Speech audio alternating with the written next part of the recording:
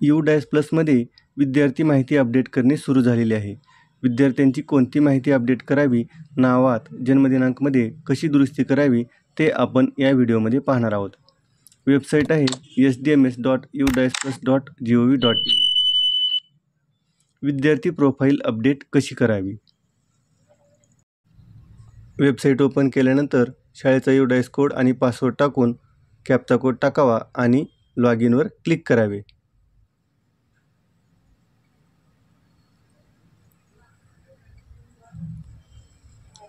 त्यानंतर 2024-25 वर क्लिक करावे.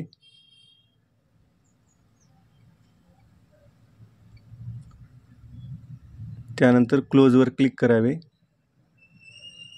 असा डॅशबोर्ड आपल्याला दिसत आहे. व्ह्यू अँड मॅनेजवर क्लिक करावे.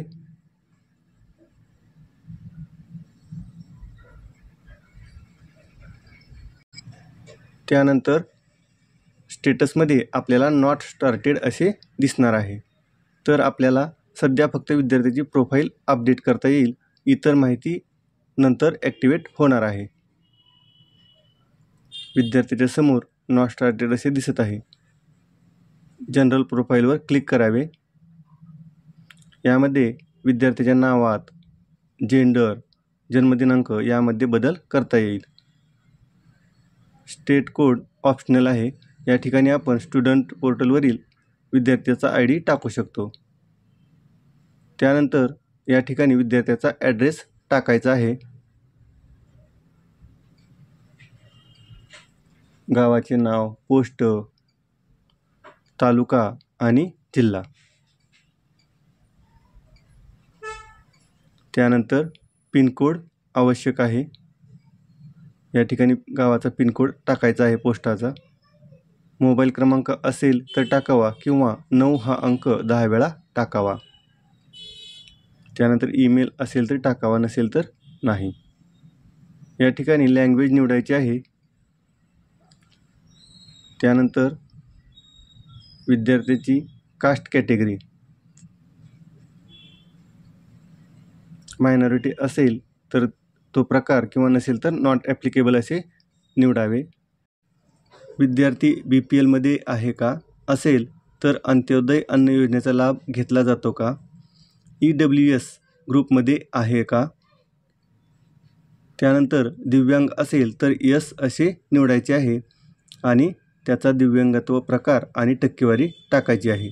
नसेल तर नो असे निवडावे. त्यानंतर विद्यार्थ्याचे राष्ट्रीयत्व भारतीय आहे का, यस असे निवडावे. विद्यार्थी मागील वर्षी शाळाबाह्य होता का, तर या ठिकाणी नो असे निवडावे. त्यानंतर रक्तगट माहीत असेल तर टाकावा, नसेल तर अंडर इन्व्हेस्टिगेशन असे टाकावे आणि अपडेटवर क्लिक करावे. त्यानंतर नोटिफिकेशन वाचून कन्फर्मवर क्लिक करावे.